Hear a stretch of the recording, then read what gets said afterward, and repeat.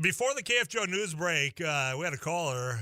I was talking about property taxes and who's getting what. Talked about, hey, you know what? It's the problem is with some of the exemptions going on. I said I couldn't have asked for a more perfect segue into the next segment with our guest. Chad Peterson is the chair of the Cass County Commission, a friend of the show here, and was the low no vote on some of the exemptions and the extension of the Renaissance Zone after a state ruling. Joining us right now in the studio. Welcome back, man. How you been? Mr. Axness, how are you? Doing well. Glad to have you back. Have a great Christmas break? Always have a great Christmas break. No, it's time to get back after it, as reluctant as I am to do that. Yes, sir. But, before that break, you were out there saying, hey, look, you know, this is a no state ruling. Do we have to? Should we?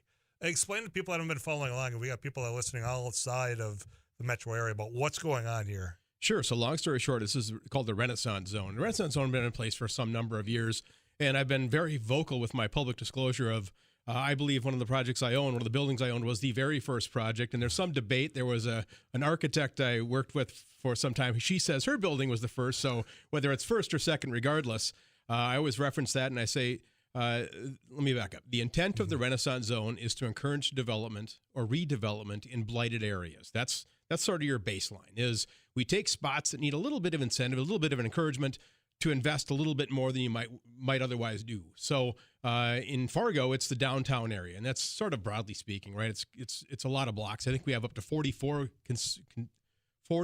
or 42 contiguous with 2 satellite blocks. So within those blocks, you can take your building and say, boy, you know, I really want to make it a little bit better. City of Fargo, state government through state tax credits, can I get a little bit of help? And that little bit of help means if you invest, you won't pay the inflated value, the redone valuation, the increased valuation on that investment. Mm-hmm. So you get developers in blighted areas to invest. They'll say, I'll invest a little bit more because I'm going to get a little bit back, which is exactly what we did.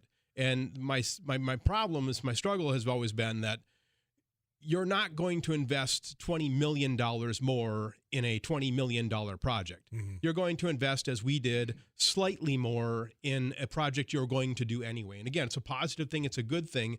This is the way we incentivize. This is the way incentivization should be done. But to what degree do we benefit, meaning we outside the Renaissance Zone, outside those people investing, to what degree does the public benefit from this? And I think that's a fair question that people are asking themselves here. First question, successful. Do you think the Renaissance Zone has been successful? Outlandishly successful. The thing I said, and I've not said this before publicly, but I said during our last meeting was, the trump card, my sort of generic statement has always been to my friends is, we had a spot in Fargo, and again, this is done throughout the state, so anyone can do this. There's Bismarck has them, Mandan, Minot, Grand Forks, anywhere can. But what I said is, we had a spot in North Dakota in downtown Fargo that was so bad we had to incentivize people to invest. Mm-hmm. And now we have a spot in North Dakota in downtown Fargo that's so expensive to develop that you have to incentivize people to invest. So it was an absolute home run out of the park victory for everyone. And that's taxpayers included, because with those increased valuations, increased density, there are savings to us. And we can get into that if you want to in terms of brownfield versus greenfield development. But there's benefits to all of us, especially long term. But again, to what degree? Yeah, that return on investment, I hope people have realized, because I know at the get-go early on in this whole thing saying, well, we're giving all these breaks without thinking about long-term, which we do in politics. We don't think about, hey, 20 years down the road, this is what we get back. Yes, sir. The question is, when does it end? And you actually touched on something there, because it was, we need to incentivize people to come here. They came. Downtown is unrecognizable to what it was then. It is amazing and beautiful. I've grown up here. I've been here my whole life. It is beautiful. It's brought people in to this area just because, hey, I've heard of Fargo. I want to go experience it. And everybody comes to downtown Fargo. At what point do we say you are now self-sustaining? And, you know, the Renaissance Zones, these exemptions, there's other spots across this metro area and elsewhere that need that sort of attention. I don't have an answer for that, but I'm getting close to saying now is the time that we look elsewhere. I think we're pretty close to that. I think we've had some amazing investors and good owners and good partners with city, with local government in terms of developments that's transpired downtown. And I want to make sure, and from my perspective, I think my problem is always picking favorites, I guess, if I was to pinpoint something as to when we transition away. We have a lot of developers and owners downtown that haven't had that chance at the benefit yet. And one of the first meetings we had when I was appointed to the Renaissance Zone Authority by Mayor Mahoney, So I'm a county commissioner, but I am appointed at large by which mayor. is important to add. Yes, to this, and that's wonderful that the mayor respects the county commission enough to give us a seat on the table.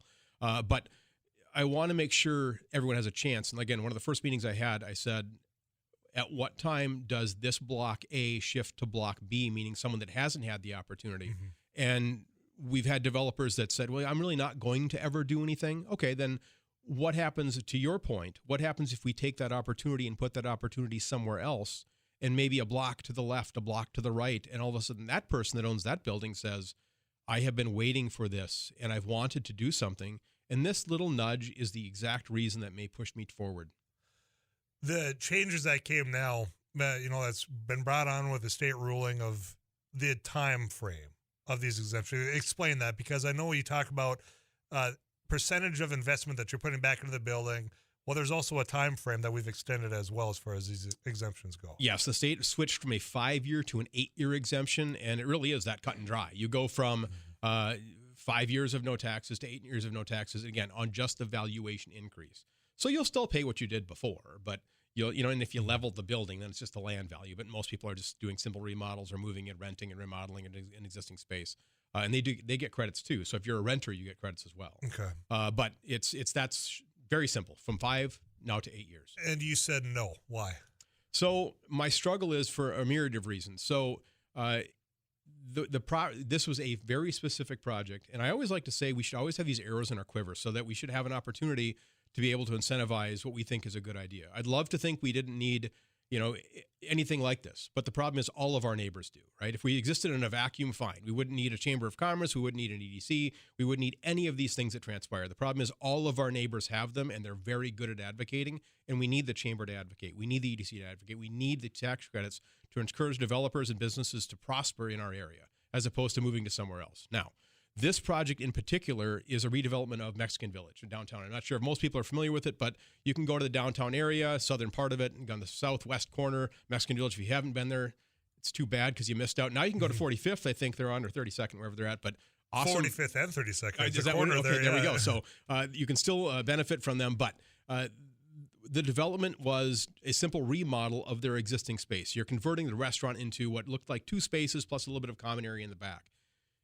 We're incentivizing to the degree of 8 years an investment of $800,000, $875,000, I believe it was. That's a lot of money, but is it though? It really is 3 single-family homes in the city of Fargo. Average city of Fargo home is about $300,000 now. So is this the development? There was actually another commissioner, Commissioner Preston actually hinted at this too. Is this what we want to incentivize? Is this where we say, yep, no taxes for you for 8 years for something as small as $800,000? I know that sounds like a massive number, and it is a massive number. But is this the best use of our tax dollars or deferred tax dollars? And what I said to the developer was pretty pointed, and I said this to a myriad of developers. If your project hinges on such a minimal amount of money, meaning you're not going to save $100 million in taxes every year on this tax incentive, right? Mm-hmm. It's $10,000. And I'm picking numbers out of the air, but I remember it was like about $1,000 a month plus or minus for 2 renters. If that's the make or break on this project, the margins are exponentially small to the point where why are you even doing it? If the margins are that tight, I'm not sure it's in your best interest, right, Mr. or Mrs. Developer, to even do this project. So the scale of it is not really that noticeable. We talk about incentive $800,000. I could talk to you about this to no end. But if this was a world, defying project where we had, the example I would reference there is Castleton soybean plant. It was in excess of $400 million. That is a generational investment that infects not only the folks in Castleton, not the folks in Cass County, Fargo, Moorhead, West Fargo. That is regional in terms of what they can do. Yes, you incentivize those projects because they can go anywhere, because every community wants that kind of investment. But $800,000 in a remodel of a restaurant, I don't know about that. Well, I found myself, like I said, I think maybe it's just I'm coming to that end of saying, it's worked in downtown. At what point do you say now you're on your own because there's a draw to it? Yeah, I get it. Materials are up when it comes to construction. But if it's worth, you want to be down there, you'll find a way to make it work without the tax breaks. That's my opinion. And what I get from listeners is, okay, we keep giving exemptions for a developer in downtown. But if I want to develop in my neighborhood, you mentioned homes, this is the equivalent of 3 homes, then I am now getting asked to pay more in specials, which I know in Cass County, different thing here. You don't levy that stuff. But that's what the average Jane and Joe thinks is they're getting a break. I'm not getting anything. In fact, I'm getting asked to pay more. What do we do about that? I think what you have to do, and this is one of the criticisms levered on me during this meeting, was this isn't good leadership. We need to say yes to these things. And my response was, good leadership is being, this is going to be so cheesy, brave enough, right? Brave enough to say no. And that's cheesy. But you need to have introspection enough to look at something where you say, this is what we need to encourage. Maybe this one doesn't work. So again, it's not to say it needs to disappear, but it needs to be weighed better or weighed more carefully in terms of what we're incentivizing. Does that make sense? Yeah, I totally get it. Yeah. So again, it's not to say no to everything, because I think that's just. Yeah, because there is that mentality too. I mean, there's people that have been elected officials around this area that nope. And then regardless, when they're wrong, they want to complain about it to wit's end here. Yeah, and I don't agree with that. I mean, again, we need to be open and optimistic and encourage people to do the right thing. How do you do that? Incentivization. You got a couple more minutes for me? Yes, sir. Chad Peterson, Cass County Commissioner. I just got about 5 minutes left, but I got to get a weather update from Too Tall Tom. Just 2 more questions for him. If you have anything, you can send that into 35270. More After News Live right after this. Chad Peterson, my guest. He is a Cass County Commissioner, in fact, the chair of the Cass County Commission, and also as part of the, it's best described by you. I forget is it the tax, whatever committee? I forget the name of it. My Renaissance Zone. There we go, the Renaissance Zone. I had a question for you because we talked about developers downtown and who gets what and who doesn't. Another thing that I get from listeners all the time is developers get all these breaks for building out in South Fargo, whatever it might be. That's their perspective, is that we give them breaks and homeowners don't get any of that. In fact, I'm paying specialists for upgrades that they should have done in the first place type thing. That's what I get from listeners. I'm just curious, as a tax guy and a commissioner, your response to those individuals. So I think, if I just speak to the Renaissance Zone as an example, the implied victory, for lack of a better term, is that you're going to have eventually increased valuation in certain properties in dense areas, meaning those people will start paying more property taxes, and in the end, again, implicit, that they will then share some of the burden, or more so, some of the burden of your property taxes that you would have otherwise paid. My struggle with that argument is not that it's not true to some degree, but my struggle is that we have an example that I was talking about pretty vocally as the Radisson downtown. So the Radisson was built when I was at Longfellow Elementary School. I think I was in 3rd grade, plus or minus us a little. I don't really remember. But the Radisson downtown has really only paid property taxes. And think about this now. Since I was little, and I'm an old man now, no hair with a homeless guy beard is what I say. You have a nice beard, mine not so nice. But regardless. Too kind of you. Yes, thank you. Regardless of that, the Radisson's only paid taxes in its entirety for 4 years. Wow. It's always been in some state of incentive, meaning whether it's Renaissance Zone or a TIF or something. So that's sort of a bit of a struggle. The other one is you have an example where Thurleton Ethanol Plant. Thurleton Ethanol Plant was built for, I think, 120 or 140 million. It was before my time. 120 for $140 million. So you would say, well, gee, eventually that's going to be valued at 140. Well, say you have a 10 or 20 year exemption. That will be inflated over that time. The reality of it is big things don't cost as much as they do. They're not assessed at the direct cost. So Thurleton Ethanol Plant, built for $100 and some million, is currently assessed at $63 million. The tower downtown, as an example, I think was assessed or valued in construction as $100 million plus. When that tower is going to be fully valued, and I'm talking about, I guess I call it Bergham's Tower, which is not fair, but I would say it's fair, but I'm a talk show host. Sure, exactly. I'm just a commissioner, silly politician. Is that will not be assessed at $100 million, and it's not good or bad. It's just what it is. What is a giant empty tower in downtown Fargo worth? Well, it's not worth what it costs to build it. So it will be assessed at some value, 20, I think they have 25. We didn't have a vote on it. It was before we had the opportunity. It was a 20 or 25-year exemption. So 25 years after its construction, it's not going to be fully valued even at its construction value. The Radisson, I think, was built for $16 million. Again, I was little, so I don't really remember. I tried to look it up. We can't find the documents. So old. I think it's currently assessed almost at slightly above the value that it was constructed at in 1983 or 82, whenever it was built.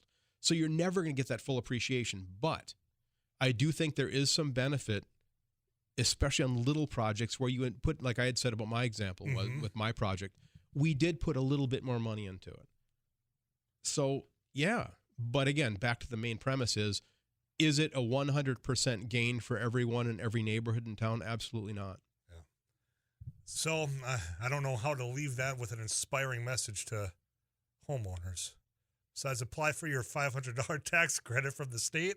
That's coming up. But and that did come in the Cass County property tax statement as well. It will, correct. Yeah. And actually, I just filled mine out. It is very easy to do. We've actually talked about it at the County Commission meeting because we are sort of the authors of your bills, right? We don't set the levies for schools. We don't set the levies for parks. We don't set the levies for cities. Believe it or not, some people think we do because we send the bill. We don't. But we did send out a notice asking or giving you a little bit of incentive or an advice, some advice to apply for that. Don't forget to do that. We'll be doing some marketing. Probably the wrong word, too strong of a word, but we'll be out spreading the word. You do have to apply. Informing, educating. Yes, sir. That's it. And you can do that right here. That's why you're the host. You come on back. We'll do that. We'll educate through these airways right here. Rock and roll. Chad, I always appreciate the opportunity, man. Yes, sir. Thanks for your time. Yeah, you take care. Chad Peterson, again, Cass County Commissioner. Your thoughts coming in at 35270. Thanks to Adventure RV for sponsoring the text club. Open phone lines the whole rest of the way as well at 237-594. I'll come back to this conversation now. I'll talk about Aaron Rodgers, Jimmy Kimmel, because he already had some thoughts in on that. And Sandy Sanford was on KFGO earlier today. She's the NDGOP chair. Had some surprising comments on the whole Nico Rios thing. I'm going to share my thoughts on that and more. I'm Tyler Axness. After His Live is rolling on right here on KFGO.